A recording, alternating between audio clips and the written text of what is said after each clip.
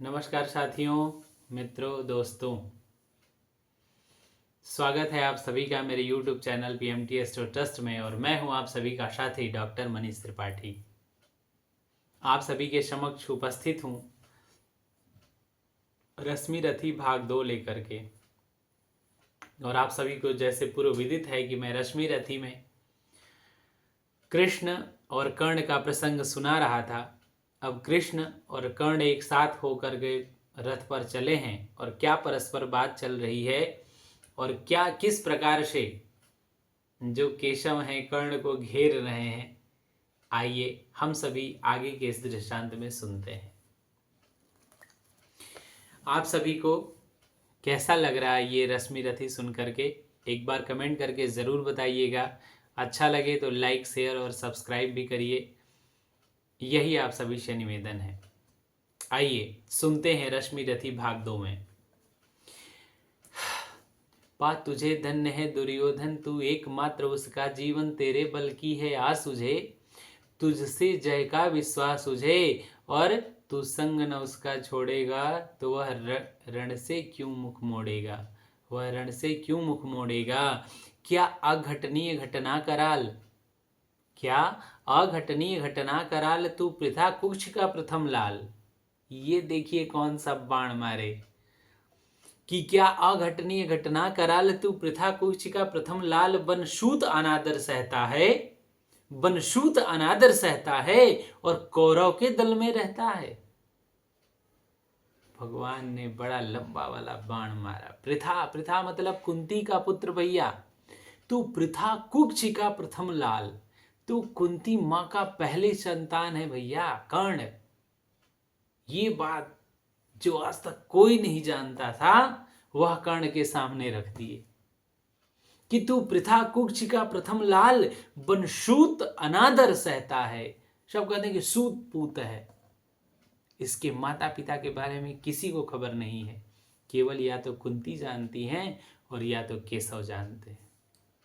तो बनशूत अनादर सहता है, कौरव के दल में रहता है, सरचाप उठाए 8 पहर, पांडव से लड़ने को तत्पर। पांडव तुम्हारे भाई हैं और 8 पहर तुम धनुष उठा करके खड़े रहते हो, हैं? पांडव से लड़ने को तत्पर। आगे क्या कह रहे हैं कि भैया माँ का स्नेह पाया न कभी, सामने सत्य आया न कभी। किस्मत के फेरे में न पड़कर, किस्मत के फेरे में पड़कर, पा प्रेम बसा दुश्मन के घर, पा प्रेम बसा दुश्मन के घर। निज बंधु मानता है पर को, निज बंधु मानता है पर को और कहता है शत्रु सहोदर को। कितनी बड़ी बात है, पढ़ के आनंद आ रहा है। आप सभी को सुन के आ रहा है कि नहीं, कमेंट करके ज़रूर बताइएगा। और माँ का स्नेह पाया न कभी, सामने सत्य आया न कभी। किस्मत के फेरों में पड़कर, पा प्रेम बसा दुश्मन के घर और निज बंधु मानता है पर को। किसी दूसरे को भाई मानते हो तुम, हैं? और कहता है शत्रु सहोदर को, और जो शत्रु है उसे कहते हो कि सहोदर है, एक उदर से जन्मे हुए। कि निज बंधु मानता है पर को, कहता है शत्रु सहोदर को। और पर दोष, पर कौन दोष इसमें तेरा, अब कहाँ मान इतना मेरा, मेरा इतना कहना मान कर्ण। पर दोष कौन इसमें तेरा, पर अब कहाँ मान इतना मेरा। चल होकर संग अभी तेरे, चल होकर संग अभी मेरे, जहाँ 5 भ्राता हैं तेरे। चल होकर संग अभी मेरे, जहाँ 5 भ्राता हैं तेरे। बिछड़े भाई मिल जाएंगे, हम मिलकर मोद मनाएंगे। जो बिछड़े भाई हैं मिल जाएंगे तो हम मिलकर के आनंद मनाएंगे, ठीक है। कुंती का तू ही तनय ज्येष्ठ, कुंती का तू ही तनय ज्येष्ठ, बल बुद्धिशील में परम श्रेष्ठ। मस्तक पर मुकुट धरेंगे हम, तेरा अभिषेक करेंगे हम। कितनी बड़ी बात कह गए केशव कर्ण के लिए भैया कि राज तिलक करेंगे हम, क्योंकि कुंती माँ का तो ज्येष्ठ पुत्र है, ठीक है। कि कुंती का तू ही तनय ज्येष्ठ, बल बुद्धिशील में परम श्रेष्ठ। मस्तक पर मुकुट धरेंगे हम, तेरा अभिषेक करेंगे हम। मस्तक पर मुकुट धरेंगे हम, तेरा अभिषेक करेंगे हम, आरती शमोद उतारेंगे, सब मिलकर पांव पखारेंगे। आरती शमोद उतारेंगे, सब मिलकर पांव पखारेंगे। पदत्राण भीम पहनाएगा, पांव में जो जूता है भैया वो कौन पहनाएगा? भीम। पदत्राण भीम पहनाएगा, धर्माचिप चवर डुलाएंगे। धर्म मतलब कौन? कौन है भैया? धर्माचार्य। धर्माचार्य हैं भैया युधिष्ठिर जी। तो धर्मचीप चवर डुलाएंगे, वो आपको चवर डुलाएंगे और पहरे पर पार्थ प्रवर होंगे। पार्थ मतलब अर्जुन। पहरे पर पार्थ प्रवर होंगे, सहदेव नकुल अनुचर होंगे। तुम्हारा नकुल और सहदेव अनुचर होंगे भैया, ठीक है। पहरे पर पार्थ प्रवर होंगे, सहदेव नकुल अनुचर होंगे। भोजन उत्तरा बनाएगी और पांचाली पान खिलाएगी। बाप रे बाप, देखिए कितना बांध दिए हैं एकदम। कोई भी रहता भैया तो मान जाता, कोई और रहता तो मान जाता, मगर वो किसके सामने कह रहे हैं? वह है भैया कर्ण। आइए देखते हैं आगे क्या है कि पदत्राण भीम पहनाएंगे, धर्माचिप चवर डुलाएंगे, पहरे पर पार्थ प्रवर होंगे, सहदेव नकुल अनुचर होंगे। भोजन उत्तरा बनाएगी और पांचाली पान खिलाएगी। आहा आहा क्या दृश्य सुभग होगा, आनंद चमत्कृत जग होगा। आहा दृश्य शुभग होगा, आनंद चमत्कृत जग होगा। सब लोग तुझे पहचानेंगे, असली स्वरूप को जानेंगे। खोई मणि को जब पाएगी तो कुंती भी फूल न समाएगी। जब अपनी खोई मणि पा जाएगी तो कुंती माता भी प्रसन्न से एकदम प्रसन्नचित हो जाएगी, हृदय उसका प्रसन्न हो जाएगा। खोई मणि को पाएगी, कुंती भी फूल समाएगी, फूल न समाएगी, रण अनायास रुक जाएगा। रण क्या है भैया? तुम हो तो इसलिए दुर्योधन एकदम चपा पड़ा है कि नहीं युद्ध होगा, और तुम जैसे इधर मिले तो रण अनायास रुक जाएगा, कुरुराज स्वयं झुक जाएगा। संसार बड़े सुख में होगा, कोई न कहीं दुख में होगा। सब गीत खुशी के गाएंगे, तेरा सौभाग्य मनाएंगे।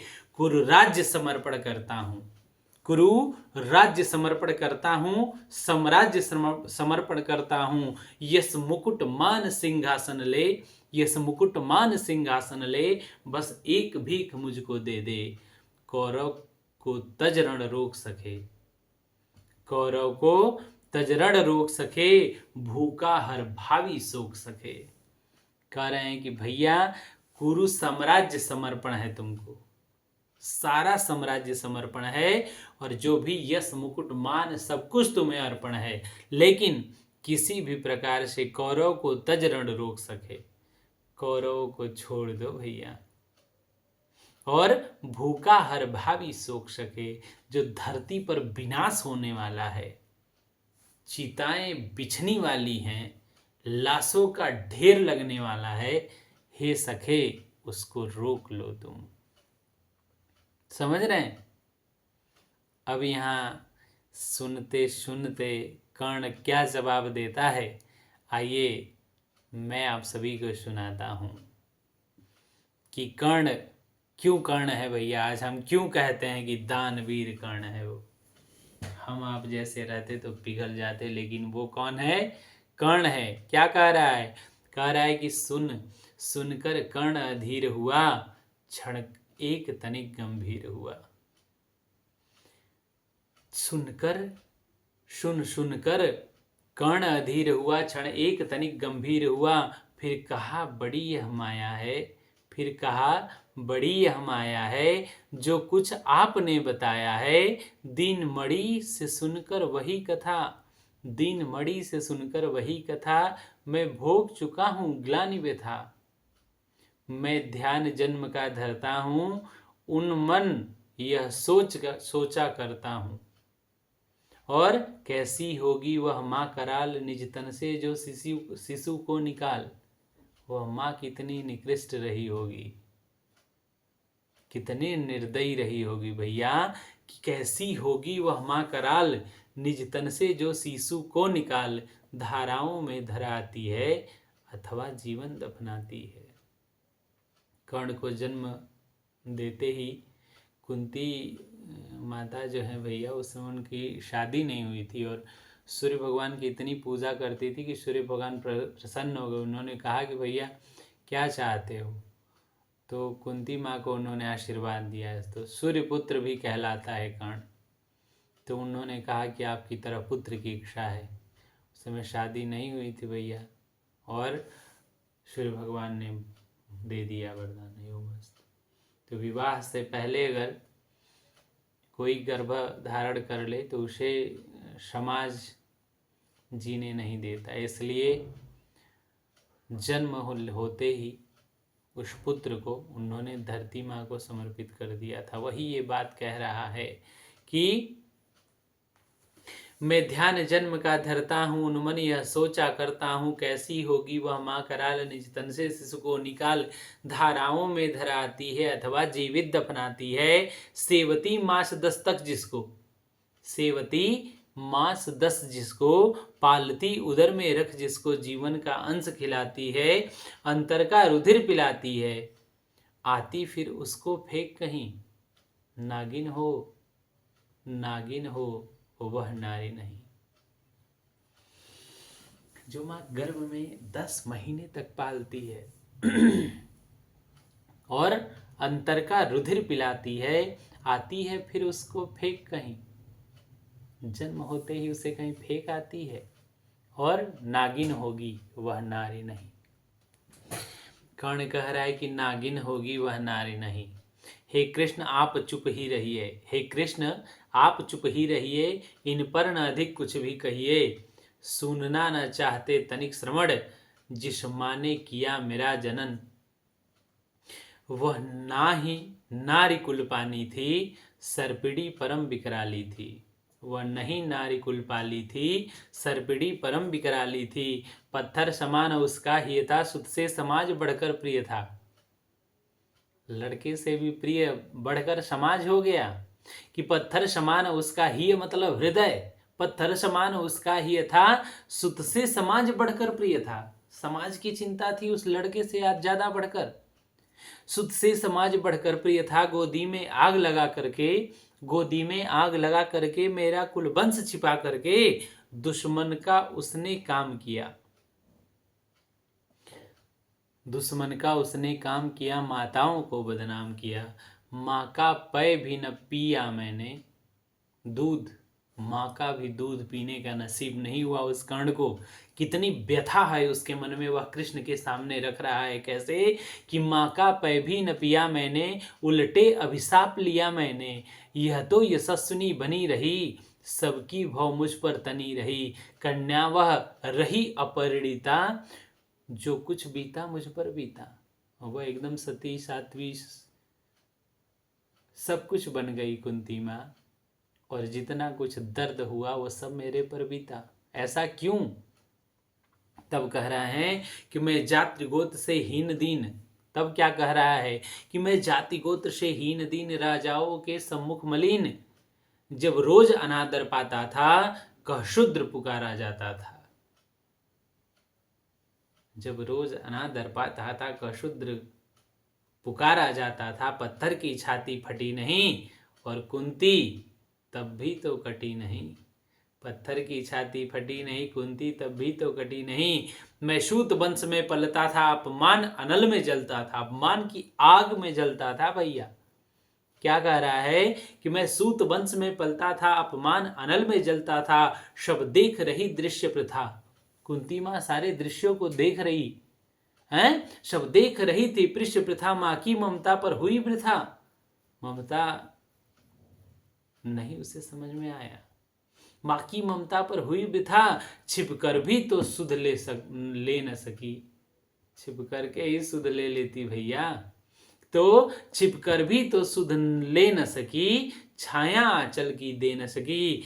पांच तने फूली फूली, दिन रात बड़े सुख में भूली। पांच तने फूली फूली, दिन रात सुख में बड़े सुख में भूली। कुंती गौरव में चूर रही, मुझ पति पुत्र से दूर रही। क्या हुआ कि अब कुलाती है, किस कारण मुझे बुलाती है। हे केशव, क्या हुआ कि अब वह बुला रही है और किस कारण मुझे बुला रही है। कर्ण है भैया, छोड़ेगा नहीं, एक एक बात का बदला लेना है उसको।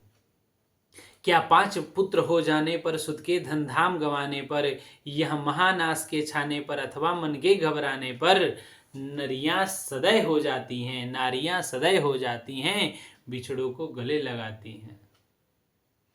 कितनी बड़ी बात कह रहा है स्त्रियों के बारे में कि क्या 5 पुत्र हो जाने पर, सुत के धन धाम गंवाने पर, धन और धाम पृथ्वी सब गंवाने पर, या महानाश के छाने पर, अथवा मन के घबराने पर नारियां सदैव मतलब सरल हृदय की हो जाती हैं, और जो बिछुड़े हैं भैया उनको भी गले लगाती हैं। कुंती जिस भय से हारी रही, कुंती जिस भय से भरी रही, तज मुझ में दूर हट खड़ी रही, वह पाप अभी भी है मुझ में, वह पाप अभी भी है मुझ में, वह साप अभी भी है मुझ में। क्या हुआ कि अब डर जाएगा, कुंती को काट न खाएगा। जो डर से भैया पहले छोड़ गई थी, वह डर क्या अब काट न खाएगा। वह डर कहाँ गया, कुंती को काट न खाएगा। और आगे क्या कह रहा है कि सहसा क्या हाल हुआ विचित्र, मैं कैसे पूर्ण चरित्र हुआ, कुंती का चाहता हृदय मेरा सुखिया पांडव की जय।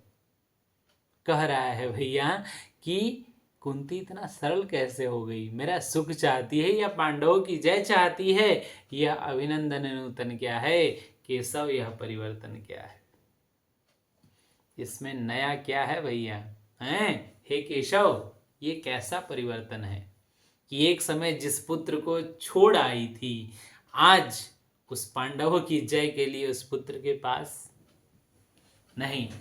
अब क्या है कि मैं हुआ धनुर्धर जब नामी, सब लोग हुए हित के कामी। जब मैं धनुर्धर एकदम जबरदस्त वाला हो गया, सब लोग हितकामी, सब लोग अपना मानने लगे भैया।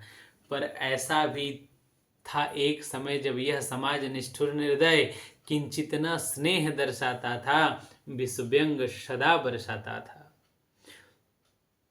उस समय शुंक लगा करके, आंचल के तले छिपा करके, चुंबन से कौन मुझे भरकर ताड़ना ताप लेती थी हर। राधा को छोड़ भजू किसको, जननी है वही तजू किसको। जिसके घर पले हैं भैया, वह माँ को ही अपनी माँ मान रहे।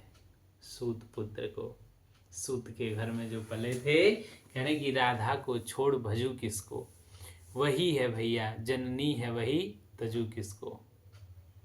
माता तो वही है, समझ रहे हैं, किसको छोड़ूं मैं। और हे कृष्ण जरा यह भी सुनिए, हे कृष्ण जरा यह भी सुनिए, सच है कि झूठ मन में गुनिए। धूलों में था मैं पड़ा हुआ, धूलों में था मैं पड़ा हुआ, किसका स्नेह पा बड़ा हुआ। किसने मुझको सम्मान दिया, नृपता दे महिमावान किया। अपना विकास अवरुद्ध देख, सारे समाज को क्रुद्ध देख। भीतर जब टूट चुका था मन, भीतर से जब टूट चुका था मन, आ गया अचानक दुर्योधन। भीतर से जब टूट चुका था मन, आ गया अचानक दुर्योधन।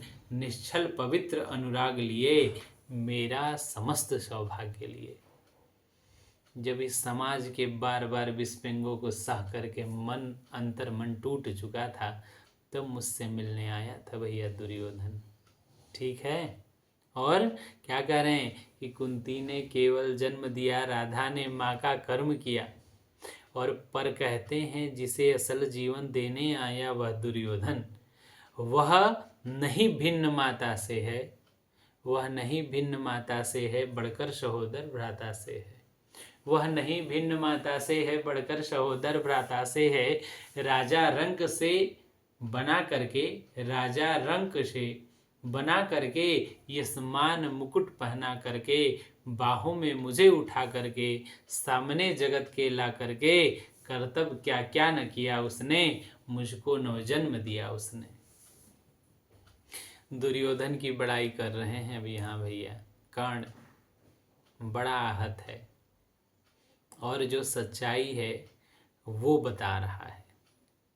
ठीक है, कन्हैया जी इतना घेरे हैं भैया कि इसको प्रेम और परिवार के बंधनों में बांध करके ले आऊं, क्योंकि क्या कह रहे हैं कि अगर तू साथ न उसका छोड़ेगा तो वह रण से क्यों मुंह मोड़ेगा। जब तक तुम साथ हो भैया उसके, तो रण से वो क्यों मुख मोड़ेगा। तो कृष्ण जी ने सोचा कि चलो इसे पारिवारिक बंधनों से बांध दूं, जो आज तक ये नहीं जानता है उसे भी बता दूं, क्या पता हृदय पिघल जाए। दुर्योधन का मन बदल जाए, पर ऐसा हो न सका।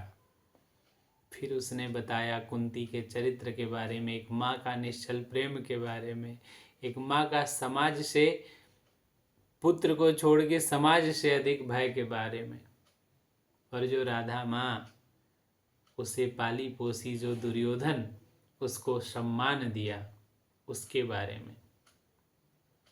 तो आइए आज रश्मिरथी भाग 2 को यहीं पे विश्राम देते हैं।